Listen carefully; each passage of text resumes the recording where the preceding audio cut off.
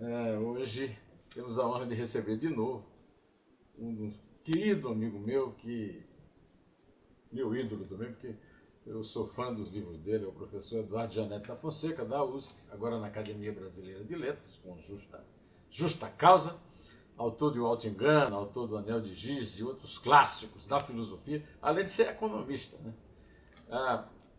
Bem-vindo de volta à sala Maria Isabel Pimentel de Castro Pinto, aqui onde falamos, meu caro Eduardo. Prazer conversar com você, Neumann. Vamos aos assuntos. O primeiro assunto que me chama muita atenção, hoje cedo na TV, eu vi as filas enormes para que os pobres possam receber R$ 600 por mês, fazendo recadastramento. Morreu uma mulher numa fila no posto de Paranoá. Morreu, uma mulher teve que levar um filho de 3 anos para dormir com ela. Isso me comoveu muito, porque eu tenho um filho de 3 anos e 4 meses. Então eu queria saber o seguinte, não é um excelente, é uma péssima notícia, mas ao mesmo tempo uma excelente oportunidade para falar da permanência do regime de castas no Brasil. E você é o cara que entende, o senhor é o cara que entende do assunto, professor. Castas. Então, Neumann, eu acho que qualquer país que tem um contingente de dezenas de milhões de habitantes dependendo de auxílio emergencial é um país que tem um enorme problema. Não é uma situação normal para um país. Quantos são hoje os beneficiários do Auxílio Brasil? Você deve ter esse número melhor do que eu. São 50 e tantos milhões. Recebendo R$ 800 por mês, R$ 600 por mês. R$ 600 por mês. Então, a primeira pergunta que a gente tem que fazer é por que um contingente tão grande de brasileiros está nessa situação? Num país que tem recursos naturais, que tem amenidades, que tem possibilidades enormes, o que leva um contingente tão grande a estar nessa situação? O outro ponto em relação a esse programa é que ele tem um problema de desenho muito grave, que se revelou agora. O Auxílio Brasil é dado para o indivíduo, não é dado para a família. Cresceu enormemente a proporção de pessoas que moram, entre aspas, sozinhas, beneficiárias do Auxílio Brasil. A proporção de indivíduos que moram sozinhos, nessa faixa de renda dos 10% mais pobres, se tornou, por esse problema de desenho, muito maior do que o resto da população. Por quê? Porque vale a pena declarar essa situação domiciliar, o que é um problema de desenho, porque isso é má alocação de recursos.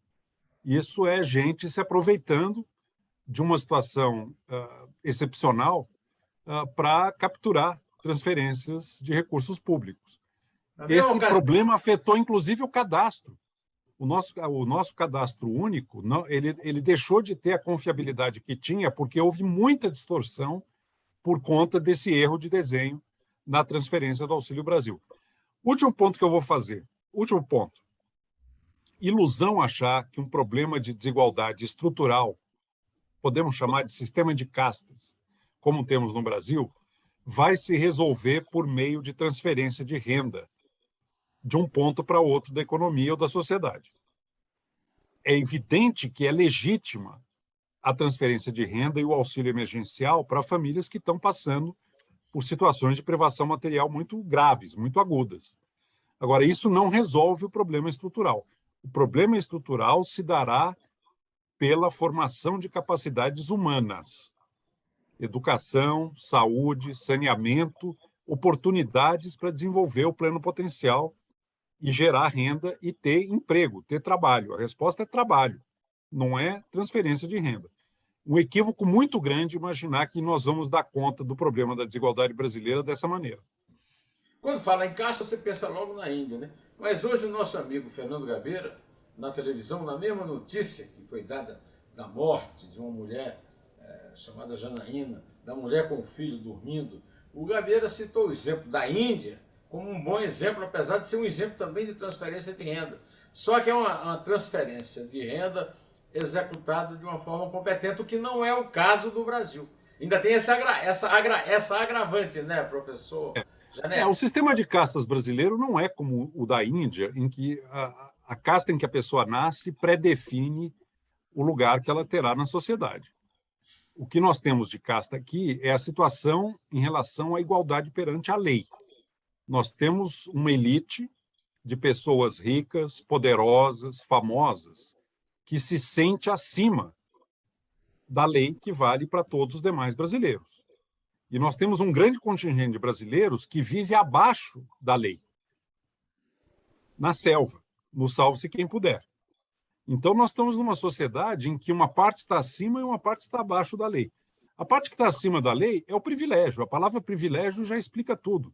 É um privilégio, é uma lei particular, uma lei separada.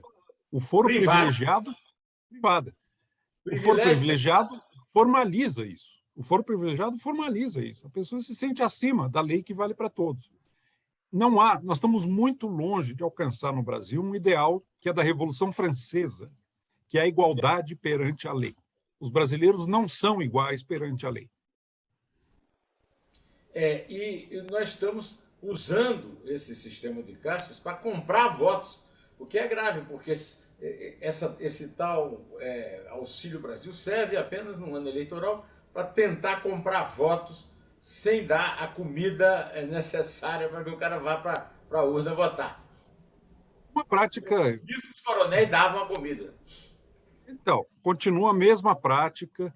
Agora nós estamos vendo as denúncias aí de assédio eleitoral, muito graves também, especialmente na região sul. Patrões que estão intimidando e estão constrangendo seus funcionários a votar de uma determinada maneira. Ou seja, muita coisa aconteceu, mas nada mudou. Ou será que muita coisa mudou, mas nada aconteceu? Era isso que eu ia lhe perguntar. Quer dizer, se você olha o Brasil, aí você mas mudou muito, melhorou muito da Constituinte para cá. Ou melhor, da queda da ditadura para cá, ou da ditadura para cá. Mas melhorou do ponto de vista estatístico, do ponto de vista da realidade, não.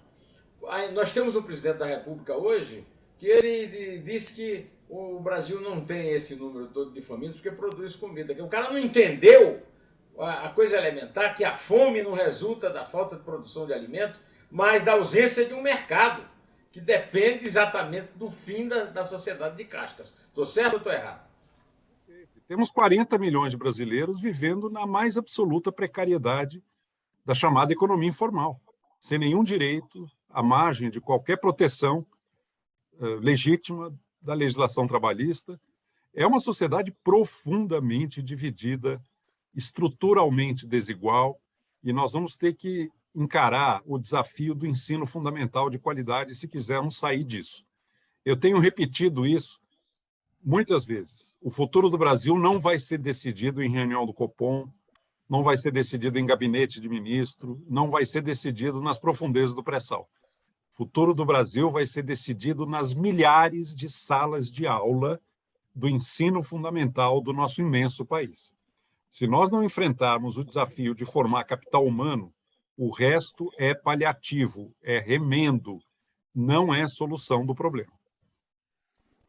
E uma das consequências desse regime de castas é a impunidade, porque quem pertence a uma casta é impune. E nós tivemos um caso agora espetacular, que houve uma grande popularidade da Operação Lava Jato, ela está sendo enterrada, e hoje nós temos uma notícia, que eu não sei se o senhor já leu, mas foi uma notícia chocante, que o ministro Gilmar Mendes está sentado há 2 anos sob um processo da Lava Jato, a respeito do presidente do partido do presidente da República, que é candidato à reeleição, o Valdemar Costa Neto. 2 anos ele não responde nada porque o ministro do Supremo está sentado sob o processo da Lava Jato, num governo em que ele apoia subrepticiamente o presidente atual e impede que os processados cumpram seus processos, como o candidato oposto ao candidato do governo, que é o Luiz Inácio Lula da Silva, do PT, que é beneficiado por uma maluquice jurídica que não dá para entender. resume muito bem o que eu tenho chamado o antigo regime brasileiro. Ancien regime? Ancien regime. Olha aqui, o, essa discussão agora a respeito de furar o teto, não furar o teto, o Lula está mostrando aí na campanha uma fórmula para substituir o teto, o Bolsonaro está querendo enganar todo mundo, mentindo que ele não furou o teto. O senhor que acompanhou o processo todo de outra grande mudança que houve, que foi o Plano Real, que tem e depois o Temer que inventou o teto de gastos. Como o senhor está acompanhando isso? O esvaziamento do Plano Real, com uma inflação de 2 dígitos, e o combate ao teto de gastos? O Brasil está sem regime fiscal. Nós não temos um regime fiscal definido.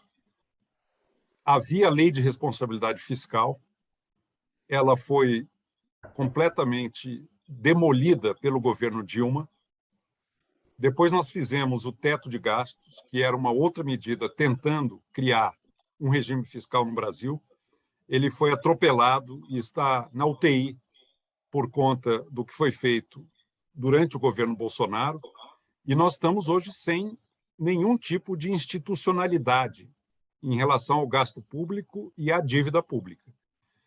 Se é o teto de gastos ou não, eu acho que é uma questão secundária. O importante, e que vai ser muito de perto acompanhado a partir do próximo ano, é a dinâmica da dívida pública brasileira. Se a dívida pública continuar crescendo nos próximos anos, como ela cresceu durante a pandemia, e como ela só não cresceu neste ano por causa da inflação, porque senão teria crescido bastante, se ela continuar nessa trajetória, pode escrever, vamos para uma crise financeira. O que vai ser fundamental é recuperar uma âncora fiscal. O que significa isso? Não significa um ajuste imediato das contas públicas, até porque isso seria desnecessariamente doloroso para o país. Mas significa você criar um horizonte crível que, ao ser analisado, revele um caminho para a dívida pública no qual ela se estabiliza e depois passa a cair lentamente. Nós estamos longe de conquistar isso. Isso vai depender fundamentalmente de 3 coisas: superávit primário, o governo gastando, excluído o pagamento de juros, menos do que ele arrecada, vai depender de uma queda dos juros, que é fundamental para que a dívida não entre num processo de retroalimentação em que ela cresce por conta própria. O juro alto, como ele está hoje, se precisar se manter por mais tempo, leva a dívida para uma trajetória explosiva. Isso é fato, isso é uma lógica inescapável de uma aritmética desagradável. E o terceiro elemento é crescimento econômico, que é o denominador dessa relação dívida pública-PIB. Tem que ter crescimento econômico até para ter arrecadação para poder atender algumas das demandas que estão sendo prometidas serem atendidas durante a campanha presidencial. São os 3 elementos que vão definir o que eu estou chamando de recuperação da âncora fiscal. O governo Temer, no final do mandato, tinha recuperado esse horizonte de uma dívida que se estabilizava e cairia lentamente. Com a pandemia, o gasto que se obrigou a fazer durante a pandemia e com o populismo fiscal do governo Bolsonaro depois da pandemia, nós perdemos totalmente a âncora fiscal. Vai ter que ser reconstruída no próximo mandato. Mas aí eu talvez tenha feito uma pergunta comprida demais e eu preciso voltar ao começo dela. E a Lava Jato, hein? Não, comprida demais foi minha resposta, Nilton. Não foi sua pergunta.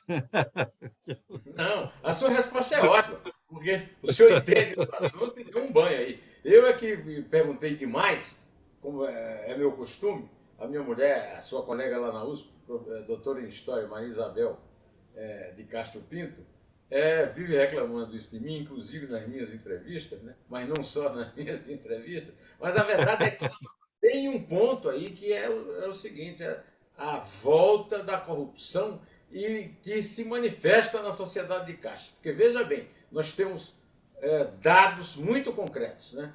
Um deles é a nomeação do Procurador-Geral da República, Augusto Aras, que é um advogado e procurador. Ou seja, ele tira a toga e põe o paletó, e tira a toga, e tira o paletó e põe a toga.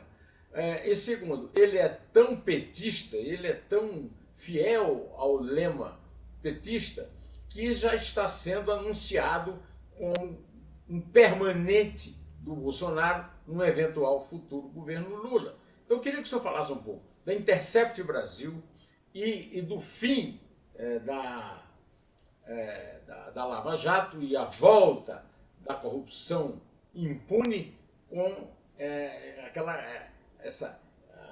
a atuação do Supremo Tribunal Federal e, sobretudo, do Procurador-Geral da República. Vamos lembrar, Neumann, que no antigo regime pré-revolução francesa, a nobreza não era apenas de berço, era a nobreza da toga.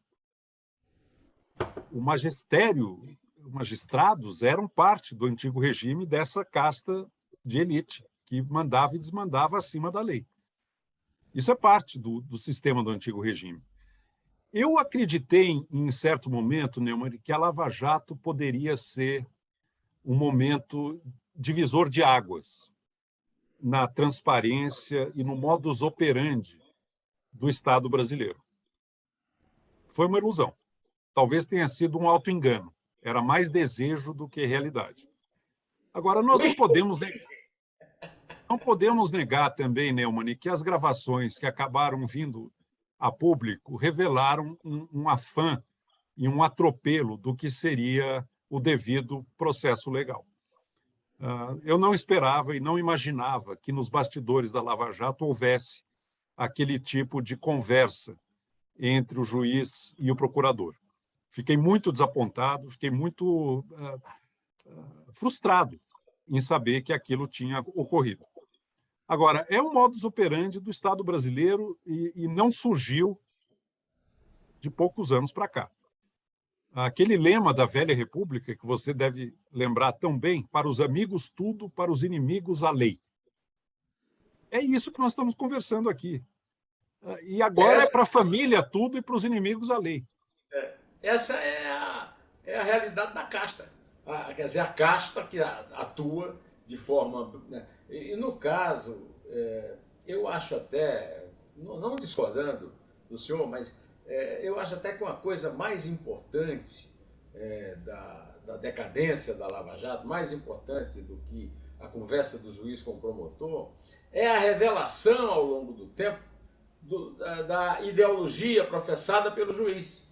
Ao se definir como homem de direita e aceitar o Ministério da Justiça do Bolsonaro, o juiz Sérgio Moro me deu a impressão de que o Felipe, o espanhol, foi o primeiro-ministro lá, com quem eu conversei, briguei na casa do Celso Laffer, dizendo que o Lula não foi injustiçado pelo juiz, tivesse um pouco de razão, porque realmente aquilo desmoronou na minha cabeça.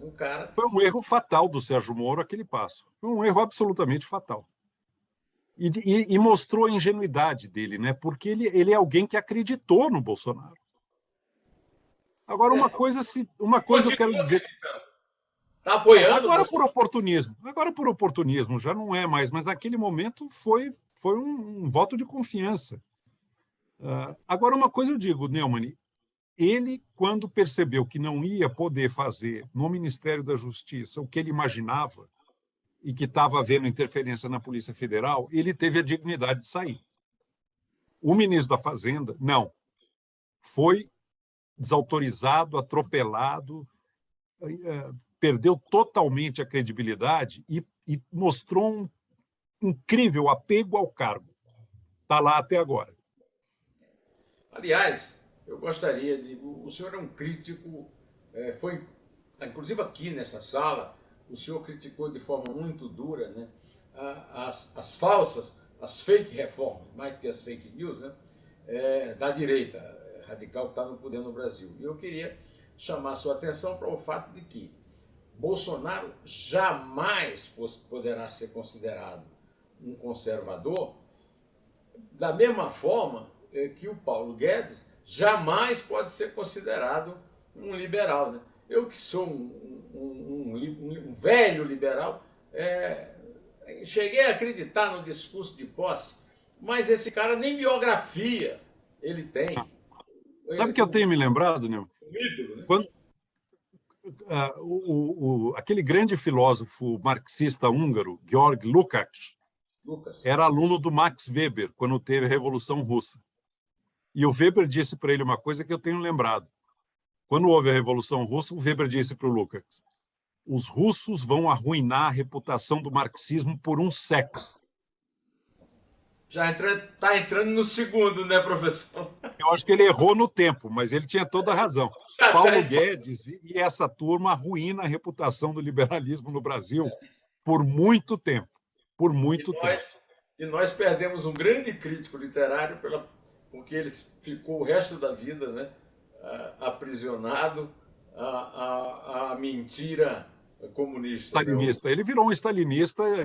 Virou um stalinista do realismo socialista, né? Uma coisa abjeta. Né? Enquanto que o Max Weber, eu me lembro daquela citação do 18 Brumário, que eu considero uma das melhores aberturas de livro que eu já li na minha vida. Né? A história se repete. O Max Weber dizia que não é o Weber, não. Se repete. E eu digo que ela acontece como tragédia e se repete como farsa. Mas não é Weber, não. Não é Weber, não. Não é Weber, não. Não é Weber. Weber é depois de Marx. Não é Weber, não. Isso é uma adaptação do Hegel. Isso é uma adaptação do Hegel do Marx. Hegel. É adaptado do Hegel. Minha pergunta é: o senhor se sente na comédia ou na tragédia da história aqui no Brasil hoje? Na tragicomédia, mas com mais tragédia do que comédia. Eu acho que... Vou te dizer uma coisa, às vezes, observando com distanciamento a cena brasileira, Neumann, eu tenho a impressão que a vida pública brasileira tem uma irrefreável vocação para chanchada.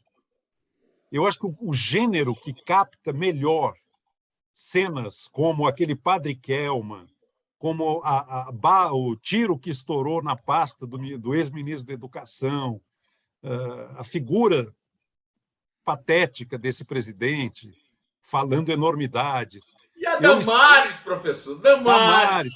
Eu espero o grande diretor, o grande roteirista que faça o épico brasileiro, que será uma chanchada. Isso aqui tem uma irrefreável vocação para chanchada. Agora, tem também uma coisa que eu gostaria de abordar com o senhor, que o senhor fez um livro sobre o Anel de Giges, né? E a impressão que eu tenho é que nós estamos sob o reino de Giges, que Giges está entre nós. O senhor podia explicar o que é Giges, quem é Giges, o que é o Anel de Giges, e se eu tenho razão ou não, que Giges está entre nós? E não é só Bolsonaro, não. Mas eu não escrevi o Anel de Giges pensando na conjuntura brasileira, não, Neumann. Essa proposta do... Eu sei disso. Essa ideia do Platão é universal. Ele supõe a existência de um anel da invisibilidade. Na verdade, o irmão dele, no Diálogo da República, né? Provocando Sócrates, é o Glaucon que faz. Glaucon. Imagina a existência de um anel que, ao girar no dedo, torna a pessoa invisível. O que se pode esperar de uma pessoa que tem a certeza da impunidade? É isso aí. E Sócrates vai passar o resto do Diálogo da República tentando argumentar que, se a sociedade for bem constituída e tiver uma educação da maior excelência e da maior exigência, haverá uma convergência entre ética e felicidade. Ou seja, a pessoa que tem a prerrogativa da impunidade e que tem o anel de giz no dedo não vai mudar 1 milímetro o seu comportamento, porque, para ela, a vida mais feliz é a vida impecavelmente ética. São os reis filósofos, os guardiões da República. Agora, isso pressupõe, e aí é a primeira utopia da tradição filosófica ocidental, isso pressupõe uma total reestruturação da sociedade humana e um processo pedagógico de um nível de exigência quase delirante, que é o que o Platão propõe na República. Pois é, mas e afinal, Quem é que tem o dom da invisibilidade na política hoje? A Todos. fantasia, a fantasia de muitos que se elegem para cargos públicos no Brasil ou que se candidatam a eles é de que, uma vez eleito, ganhou um anelzinho de Giges. Agora é minha vez. Agora eu estou impune, agora eu estou acima da lei, agora eu sou um privilegiado, eu tenho foro, eu posso barbarizar, eu posso fazer. Então eu gostaria de ter uma pensata sua, um pensamento seu, a respeito de uma conclusão minha. Eu acho que toda a miséria que já era grande aumentou muito com a reeleição brasileira. Essa reeleição, que ela não tem nada a ver com a reeleição clássica. A reeleição americana, o cara pode ser presidente dos Estados Unidos 2 vezes, acabou. No Brasil, não. No Brasil, esse nosso estilo de reeleição, na pressa dos tucanos de ficarem no poder, terminaram sendo enterrados, talvez por punição a isso, nós criamos o presidente perpétuo. O senhor não tenha dúvida de que daqui a 20 anos, talvez até eu não estarei mais aqui para entrevistar, mas certamente o senhor estará, Não, estaremos né? nos perguntando sobre todas as eleições que o Lula ou um pau-mandado dele será presidente, o Bolsonaro um pau-mandado dele derrotado, depois na seguinte será o contrário, mas eles criarão uma figura da Igreja Católica, né, da indulgência plena, o presidente da República pleno com aprovação popular. É verdade, né? Mas o grande erro foi cometido aí pelo Fernando Henrique Cardoso, que mudou as regras do jogo em benefício próprio durante o seu mandato. Aquilo não era previsto, aquilo foi um momento muito infeliz e muito custoso para a vida política brasileira desde aquele momento, porque o primeiro mandato já começa a ser orientado para a perspectiva de uma reeleição. Pelo Agora, resto, pelo justiça resto, seja feita, Neumann. O Lula, ao final do segundo mandato, se tivesse uma propensão autoritária, tão comum na América Latina, teria trabalhado para mudar de novo a Constituição e garantir a possibilidade de um terceiro mandato. Ele não fez isso. Eu acredito no compromisso democrático do Lula. Por defeitos que ele tenha tido, vistas grossas durante muito tempo para práticas inaceitáveis, mas compromisso com a democracia, eu creio que ele tem. Ele lutou pela democracia, ele sabe a importância que isso tem para todos nós. mas o senhor não acha que essa condenação, né, é uma coisa meio... Lembra o mito de Sísifo, de Albert Camus, né? É uma coisa meio Sísifo, né? Que o cara, a sociedade sobe, sobe, sobe a ladeira empurrando a pedra e ela rola, né? E aí, de um lado, do lado, né, para voltar a empurrar a pedra para cima, estará o Lula, o Bolsonaro ou seus herdeiros, porque nós temos uma longa tradição de votar em quem já foi eleito e e agora nós temos uma confirmação disso, que é o, o sucesso da polarização. A polarização é filha dessa perpetuidade do poder que o presidente do Brasil ganhou com a reeleição criada, inventada pelo Fernando Henrique. E É logo por parte da resposta, mas não é só no Brasil, não. No mundo inteiro você está vendo o surgimento de extrema-direita muito competitiva no processo eleitoral. Eu acho que a análise disso passa por fatores bastante transversais ao mundo contemporâneo. Se você não quiser me provocar nisso, eu diria muito telegraficamente a incorporação de centenas de milhões de trabalhadores asiáticos ao mercado global de trabalho. Isso tem um efeito tremendo na política. Segundo, a crise financeira de 2008-2009, enquanto os bancos ganhavam, era privado, a hora que perderam, socializou, virou dívida pública. E terceiro, o impacto das novas tecnologias na formação de crenças. Eu não concebo Trump e Bolsonaro sem mídia social, sem rede social. Não existiria como acontecer nessa dimensão. Tem muita coisa acontecendo e que se manifesta com uma especificidade em cada país, em cada contexto, mas subjacente a isso, nas camadas profundas da mudança, tem esses três fatores que são muito poderosos. Eu concordo com o senhor de ver uma ascensão da direita. Ainda não acredito que o Lula já garantiu a vitória na Uhum. Há uma grande discussão sobre a questão dos institutos de pesquisa. Eu estou longe de ser bolsonarista, sou um defensor dos institutos de pesquisa, mas eles precisam se adaptar a essa realidade que o senhor está falando. Mas não foi disso que eu falei. Eu falei da perpetuidade da disputa entre a direita e a esquerda, em suas principais figuras, ao longo dos anos, sem que isso seja contido institucionalmente. A institucionalização da polarização. Foi isso que eu critiquei. Mas nós tivemos, durante toda a redemocratização, uma disputa entre PT e PSDB, entre uma centro-esquerda e uma esquerda. Agora, não souberam trabalhar juntos naquilo que une, perderam para um outsider que veio da extrema-direita e que se anunciou grotescamente como alguém que não pactuava com a velha política. Bom, não veio o barulho, felizmente, eu tenho aqui que agradecer o operário brasileiro que cumpriu comigo, mas veio... Você pode ter antecipado o fim de semana deles, né, mano? Sem saber. Se foi isso, eu fico muito feliz. A minha mulher está brava comigo. Você não mudou o horário? Pois bem, eu venho aqui agradecer demais ao brilho que o professor Eduardo Janete, autor de Alto Engano, fã de Caetano Veloso. Eu sou fundador do Tropicalismo, viu? Eu estou naquela turma do Nordeste, Jomar Muniz de Brito, Carlos Aranha e tal. Sempre que eu encontro com o Gil pergunta: "E como é que vai o Carlos Aranha?"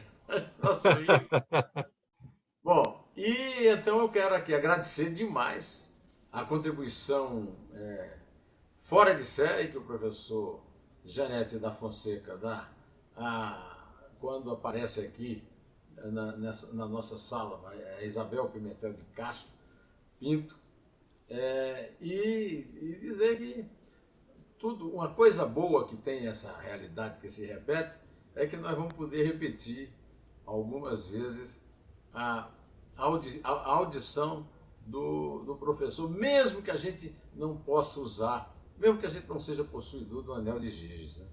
Aconselho a leitura do anel de Giges. Eu prefiro não ter, né, a encrenca que é ter o anel de Giges. Não, ninguém imagina. Eu tentei mostrar no livro como é complicado usar esse anel. É muito mais complicado do que a gente imagina. E vi um dia o senhor confessando que a primeira coisa que o senhor fez foi imaginar o que é que faria se tivesse. É em primeira pessoa, é em primeira pessoa. Muito obrigado. Obrigado, um prazer como sempre, Neônio. Bom fim de semana.